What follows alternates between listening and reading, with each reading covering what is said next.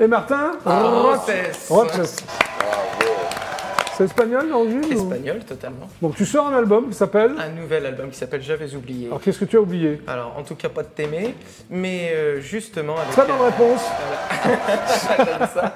Mais avec la pandémie, j'avais surtout oublié, c'était pour tout le monde, je pense qu'on avait oublié de rire un peu, de s'amuser et d'être bien. Tu as fait un album un peu fun, si je peux me permettre. Il est bien réfléchi.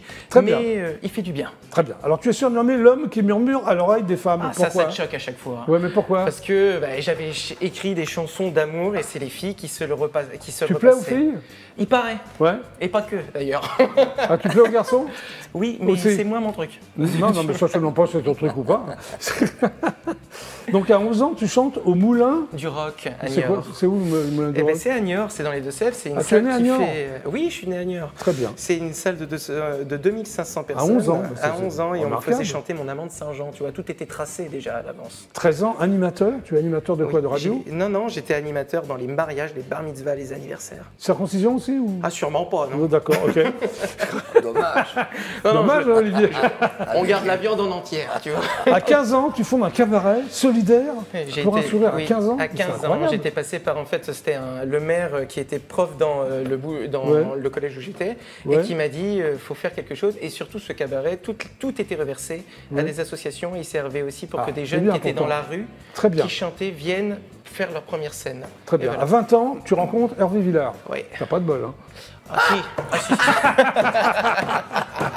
Si. Non, je te taquine. Sans rentrer dans les détails, parce qu'il n'aime pas que j'en parle. J'espère qu'on ne va pas rentrer dans les détails avec Hervé Villard. Non, on lui dira juste reviens, sans vivre la main dans la main, mais merci. Non, mais je plaisante, bien sûr. Merci, d'accord. Tu deviens ambassadeur de la tournée Ashton. Michel n'était pas là. J'étais pour le 10e anniversaire et j'étais avec Gérard Lenormand. Ok. Alors, tu sors 2 titres. Excusez-moi de mais c'était pas du temps de Monsieur. C'était pas la tournée de Michel Alguet. Non, c'était la tournée de Monsieur de Chavannes qui a aussi fait. Très bien. Alors, très bien. Tu sors 2 titres. Hein, à l'époque, des choses à te dire. Et Mon Esmeralda. Voilà, très bien. Et alors, j'ai lu que tu cassais les codes. Pourquoi?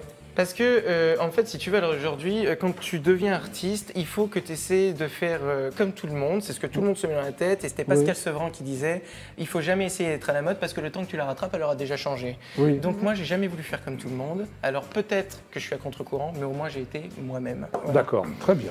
Écoute, alors, 64 millions de vues sur les réseaux sociaux. Ah, même plus maintenant. On est monté à 190 millions. J'ai vu ça sur ton dossier de presse. Oui, il a changé.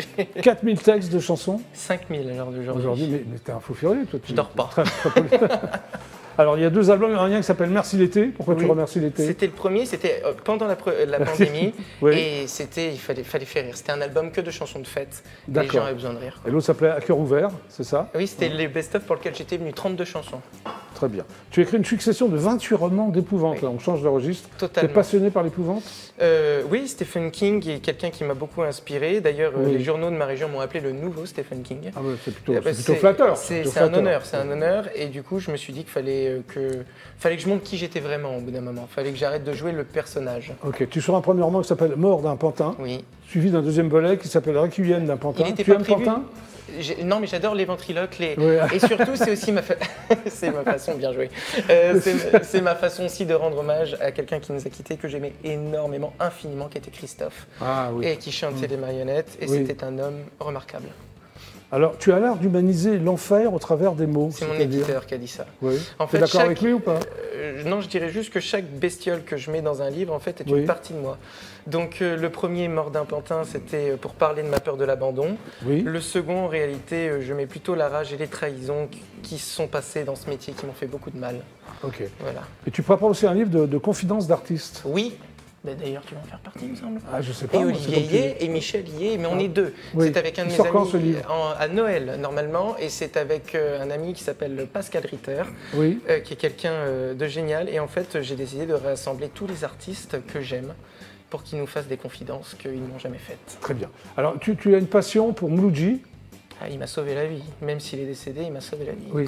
D'ailleurs, Ça n'a rien à voir, il peut te sauver la vie en étant vivant. Oui, mais Oui. alors le pauvre, il va coûter cher, Oui. c'est parce qu'il vient de loin. Hein. Mais en fait, quand je suis passé sur ton plateau, et d'ailleurs Oui. je tiens à te remercier, Oui. la dernière fois, ça a relancé, ça a permis la production de ce disque. Bah, je t'en Et prie. en fait, j'ai eu un petit pépin de santé pendant le direct qu'on n'a pas montré. Oui, je ne m'en suis pas rendu compte Et d'ailleurs. une chanson qui, en fait, quand je suis sorti de l'IRM Oui. et qu'on m'a dit ce qui se passait, j'avais Un jour tu verras qui trottait dans ma tête en boucle. Oui, Et grâce à sa fille, à Annabelle, oui, j'ai eu le droit, parce qu'apparemment j'ai le talent pour le faire, donc on va essayer de le montrer, oui. de reprendre les grands titres du grand Mouloudji. Et ça m'a sauvé la vie vraiment.